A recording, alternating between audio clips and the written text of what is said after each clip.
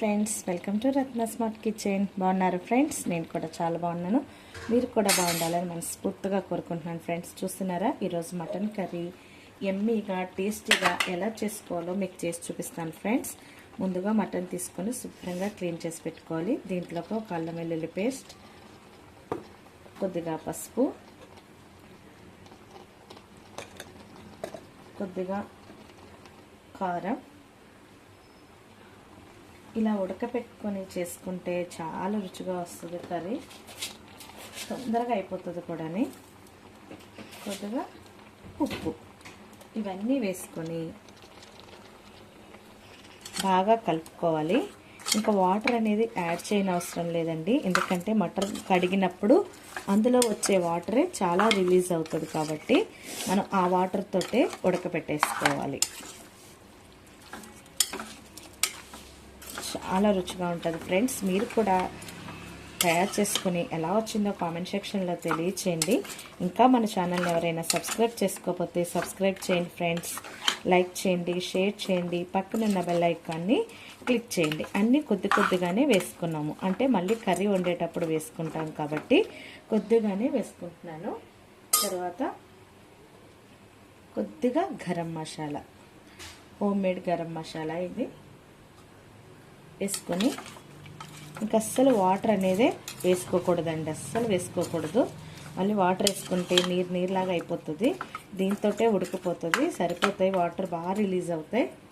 So మూత పెట్టుకొని ఒక 3 విజిల్స్, అంటే మీరు తీసుకునే మటన్ లేతగా ఉందనుకోండి 1 విజిల్ సరిపోతుంది. ఒక ముదరిది అనుకోండి ఒక 3 కానీ 4 కానీ విజిల్స్ వేయించుకోవాలి.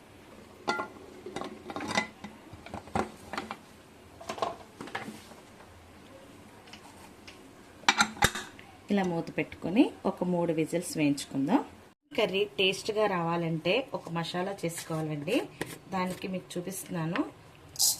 మనం తీసుకున్న మటన్ క్వాంటిటీని బట్టి యాడ్ చేసుకోవాలండి. నేను ఒక 4 టేబుల్ స్పూన్ల వరకు జీడి నూక అనేది మనకి షాప్లో దొరుకుతుంది. ఈ జీడి నూక దొరకలేని వాళ్ళు జీడిపప్పు కూడా యాడ్ చేసుకోవచ్చు. అది వేసుకోవాలి. ఆల్రెడీ నేను రోస్ట్ చేసి పెట్టుకుంటానండి ఇంట్లోనే, అలా రోస్ట్ చేసి పెట్టుకున్నవే. తర్వాత నువ్వులు కూడా వేసుకోవాలి. నువ్వులు వేసుకోవడం వల్ల కర్రీ చాలా టేస్ట్గా వస్తుందండి. నేను ఒక 5 టీ స్పూన్ల వరకు వేసుకున్నాను. ఇష్టం ఉన్న వాళ్ళు ఇందులో కొబ్బరి కూడా యాడ్ చేసుకోవచ్చు. కొబ్బరి కొంతమందికి పడదు అని అనుకున్న వాళ్ళు అవాయిడ్ చేసుకుని ఈ 2 వేసుకొని కొద్దిగా గసగసాలు కూడా వేసుకుంటే టేస్ట్గా ఉంటుంది. మరొక గిన్నె పెట్టుకొని అందులోకి సరిపడినంత ఆయిల్ వేసుకోవాలి. నాన్ వెజ్ కర్రీ అంటే కొద్దిగా ఆయిల్ ఎక్కువగానే పడుతుందండి. అందులోని మటన్ కర్రీకి కూడా కొద్దిగా ఆయిల్ ఎక్కువగానే పడుతుంది. నేను ఒక 5-6 ఇలాంటి గరిటెలతోటి వేసుకున్నాను. మసాలాలు వేస్తున్నానండి. ఆకు, చెక్క, లవంగ, మొగ్గ వేసాను. ఆనియన్స్ వేసుకోవాలి. ఆనియన్స్ అండ్ పచ్చిమిర్చి ఇలా పొడుగ్గానే కట్ చేసి పెట్టుకున్నాను. వేసుకొని గోల్డెన్ బ్రౌన్ వచ్చేంత వరకు వీటిని వేయించుకోవాలి. ఆనియన్స్ ఎర్రగా వేగిపోయినాయి కదా, వేగిపోయిన తర్వాత ఆల్రెడీ మనం మటన్ ఉడికించుకునేటప్పుడు 1 టేబుల్ స్పూన్ వేసాము. తర్వాత ఇందులో కూడా 1 టేబుల్ స్పూన్ అల్లం వెల్లుల్లి పేస్ట్ యాడ్ చేసుకుంటున్నాను. ఇది కూడా పచ్చివాసన పోయేంత వరకు వేయించుకోవాలి.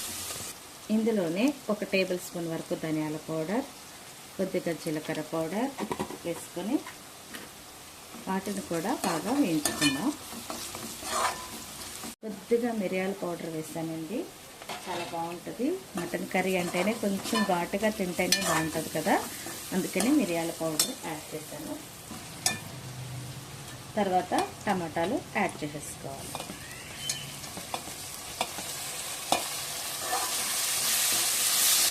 ఆల్రెడీ మటన్ ఉడికించేసుకున్నాం కాబట్టి ముందుగానే టమాటాలని నేను యాడ్ చేస్తానండి.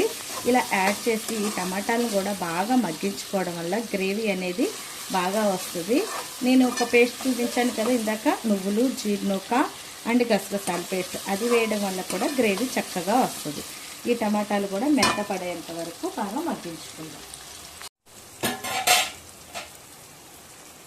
ఇలా మగ్గుతున్నప్పుడే మధ్య మధ్యలో కలుపుకుంటూ ఉండాలి. తర్వాత పసుపు యాడ్ చేసుకుంటున్నాను. ఆల్రెడీ మనం మటన్ ఉడికించేటప్పుడు పసుపు, ఉప్పు, కారం అన్నీ వేసానండి. దాన్ని బట్టి ఈ కర్రీలో మీరు యాడ్ చేసుకుంటూ వెళ్ళాలి. చూసారా, చక్కగా గ్రేవీ కూడా బాగా మెత్తగా అయింది. ఇప్పుడే గ్రేవీ వచ్చినట్టుగా ఉంటుంది కదా. తక్కువ క్వాంటిటీ తీసుకున్న గ్రేవీతో కలుపుకొని తినొచ్చు. ఇందులోనే కొద్దిగా కొత్తిమీర, కొద్దిగా పుదీనా, ఈ ఫ్లేవర్స్ కూడా కర్రీకి పట్టి బాగుంటుంది. పైన వేసుకోవడమే కాకుండా మన కర్రీలో వేసుకొని కలుపుకుంటే కూడా చాలా బాగుంటుంది అన్నమాట. చూసారా ఫ్రెండ్స్, అసలు వాటర్ అనేది మనం వేయకపోయినా సరే మన మటన్లో నుంచి వచ్చిన వాటరే ఎక్కువైపోయింది. సో మటన్ని ఇలా ఉడకబెట్టుకుంటే ఉప్పు, కారం అనేది ముక్కలకి బాగా పడతాయి. ఆల్రెడీ అందులో 1 టేబుల్ స్పూన్ వరకు వేసాం కాబట్టి ఇందులో ఇంకొక టేబుల్ స్పూన్ 1.5 వరకు వేస్తున్నాను. మీరు తినే కారాన్ని బట్టి కారం యాడ్ చేసుకోండి. 1 టేబుల్ స్పూన్ వరకు సాల్ట్ యాడ్ చేస్తున్నాను. ఇది కూడా నూనెలో ఇలా మగ్గించుకుంటే మంచి కలర్గా ఉంటుంది. చూడండి, మనం మెత్తగా పేస్ట్ చేసుకున్నాం కదా. జీడినొక్క, నువ్వులు, గసగసాల పేస్ట్ కూడా నేను ఇప్పుడే యాడ్ చేస్తున్నాను. చాలామంది మటన్ వేసాక యాడ్ చేస్తారు, కానీ ఇందులో పచ్చివాసన పోయేంత వరకు మనం మగ్గించుకున్నాం అనుకోండి, కర్రీ రుచి చాలా బాగుంటుంది. కర్రీ కూడా నిలవ ఉంటుంది ఫ్రెండ్స్. ఇంకా ఇష్టం ఉన్న వాళ్ళు కొబ్బరి కూడా వేసుకోవచ్చు. నేనైతే కొబ్బరి యాడ్ చేయలేదు. మీరు కొబ్బరి కూడా వేసుకున్నా బాగుంటుంది. ఇది కూడా నూనెలో మగ్గింది అనుకోండి, దీని పచ్చివాసన పోతుంది, టేస్ట్ బాగుంటుంది, కర్రీ కూడా తొందరగా పాడవదు. మనం మిక్సీ పట్టాం కదండి, అందులో కొద్దిగా వాటర్ కలుపుకొని వేసుకున్నాం అనుకోండి, మసాలా అడుగు పట్టదు, మసాలా కూడా చక్కగా ఉడుకుతుంది. నూనె తేలేంత వరకు ఈ మసాలాని మనం ఉడికించుకుందాం. చూసారు ఫ్రెండ్స్, ఆయిల్ అంతా పైకి తేలిపోయిందంటే మసాలాలు చక్కగా ఉడికినట్టు. చూడండి, అప్పుడే గ్రేవీ రెస్టారెంట్ స్టైల్లో వచ్చినట్టుగా వస్తుంది కదా. గ్రేవీ చూసారా ఎంత బాగా వచ్చిందో.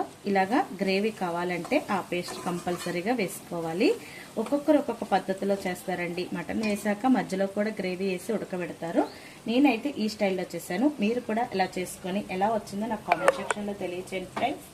తర్వాత ముందుగా ఉడికించి పెట్టుకున్న మటన్ని వాటర్తో సహా ఇందులో యాడ్ చేసేసుకోవాలి.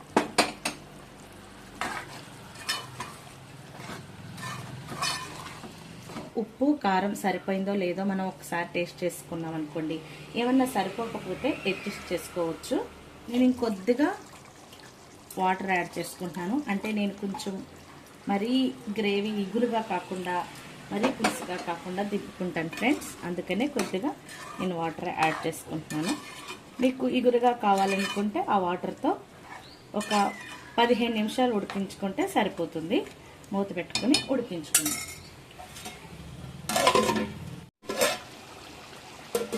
చూడండి ఫ్రెండ్స్, ఆయిల్ అంతా తేలిపోయింది, కర్రీ అయిపోయినట్లే. ఇంకా కొత్తిమీరతో గార్నిష్ చేసుకుంటే ఎంతో రుచికరమైన మటన్ గ్రేవీ కర్రీ రెడీ అయిపోయినట్టే. రెస్టారెంట్ స్టైల్లోనండి ఇది.